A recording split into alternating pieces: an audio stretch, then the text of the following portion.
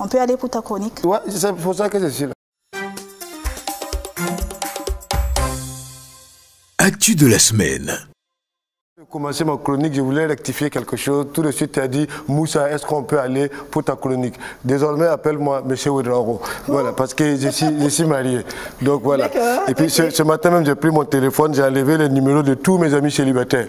Maintenant, mes amis, c'est les Cheikh Omar, là, les Idriss là, voilà. Aujourd'hui, bon, cette semaine, la toile a été vraiment agitée, elle a été vraiment mouvementée. Et on va commencer avec une vidéo qui nous vient de l'international. On va commencer avec une vidéo de Eunice et de Ténor, voilà, qui a fait le tour des réseaux sociaux. Ben, voilà, on regarde la vidéo et puis on revient pour les qu'est-ce quoi. C'est pas pour qui? Arrêtez ça, arrêtez ça, arrêtez ça, arrêtez ça. Arrêtez ça. Eunice. Hey! Non.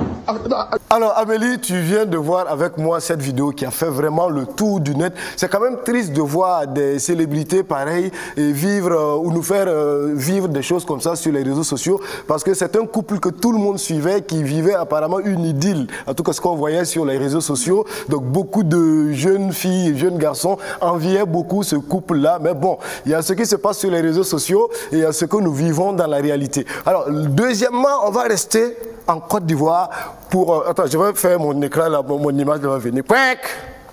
Machine. Elle, c'est coach à mon chic.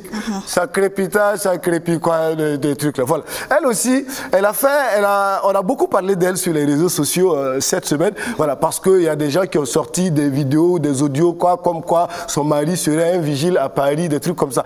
Mais ça, c'est arrivé parce que elle, dans son propos, dans ce qu'elle aime dire aux filles et aux hommes, aux filles surtout, c'est de sortir avec des papas caviar, des hommes qui ont l'argent, des hommes qui ont réussi. Parce qu'elle, elle est une coach en développement personnel. Alors, pour ceux qui ne savent pas c'est quoi coach en développement personnel, je vais vous expliquer ça en français, terre à terre. C'est-à-dire, coach en développement personnel, c'est comme des assistants de Dieu. C'est-à-dire, c'est des gens qui ont fini de régler tous les problèmes qu'ils ont dans leur propre vie et qui règlent maintenant les problèmes des autres. Voilà. Donc, c'est eux qui font les livres Père riche, comment devenir multimillionnaire en une semaine. Et puis, il y a un gars devant l'Institut français, là, il vend des livres comme ça. Là. Comment devenir multimillionnaire en 2 semaines.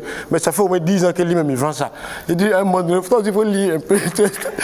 Donc du coup, elle, il y a des trucs qui sont sortis comme quoi son mari serait un vigile à Paris. Voilà, et donc du coup, bon, après c'est allé trop loin dans les trucs. Et moi je trouve aussi que ça c'est quand même un peu dommage parce que bon, c'est sa vie privée, tu vois, ça relève sa vie privée, que son mari fasse ci ou ça. Tant qu'il gagne dignement et honnêtement sa vie, je pense qu'il n'y a pas de débat là-dessus. Mais je pense que c'est arrivé parce qu'elle aussi, elle n'est pas simple de la voir comme ça là. Parce que tu ne peux pas dire aux gens de sortir avec des papas caviar, des gens qui ont des milliards, et tu peux pas sortir avec un vigile. Comment un vigile va trouver milliards? Mais bon, c'est aussi une fois... À vérifier. Oui, c'est bon, à vérifier effectivement, parce que moi je ne connais pas encore. Même mon service de renseignement est sur le terrain. Voilà, ils sont à Paris actuellement. Ils sont en train d'interroger tous les vigiles de Paris, un à un. Donc on va vous donner l'information vraie.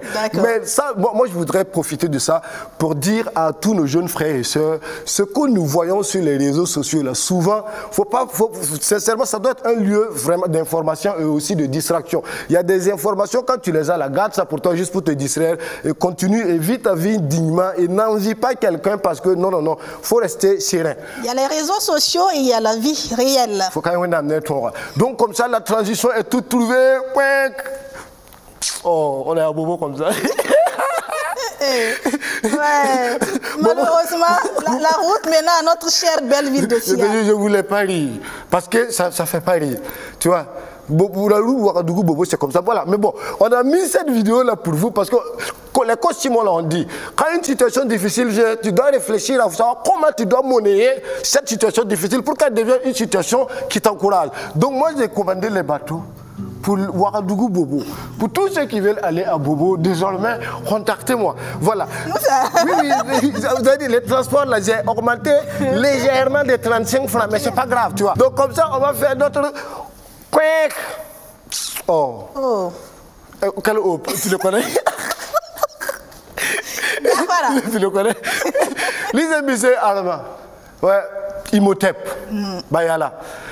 Il a vécu une situation qui n'est pas intéressante, on va dire. Il a été victime de... C'est pas un cambriolage, c'est des individus non identifiés, des bandits qui sont venus chez lui, en tout cas, et qui ont cassé sa voiture, et qui ont brûlé sa voiture.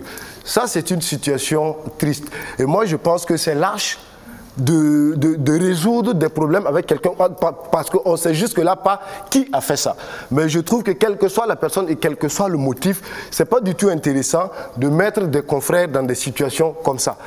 Mais bon, tu sais, avant de venir ici, c'était au kiosque. Au kiosque, là, les gens faisaient des commentaires sur ça, là, parce que ça fait aussi le tour des réseaux sociaux. Okay. Et on a un coro après, c'est Poupou qui a dit qu'il y a kiosque qu'on gagne sur ces réseaux sociaux, qui a dit que bon, lui-même, finalement, lui, il envie Imhotep. Parce qu'actuellement, comme prix d'échange même a augmenté, Imhotep n'a plus de problème d'échange dans Ouagadougou. Mais bon, j'ai trouvé que c'est pas gentil, mais bon, quand même, on va souhaiter à Imhotep beaucoup de courage. Et voilà, c'est juste dommage. Oui. Mais on va juste espérer que des actes comme ça ne se reproduisent plus. Et en ce moment... Que les coupables soient retrouvés. Ouais, Inch'Allah, ouais, on va les retrouver. Mon service de renseignement, comme ils sont à Paris, dès qu'ils rentrent seulement, nous, on va gérer ce problème-là. D'accord. Au revoir. On compte sur vous. Je suis marié.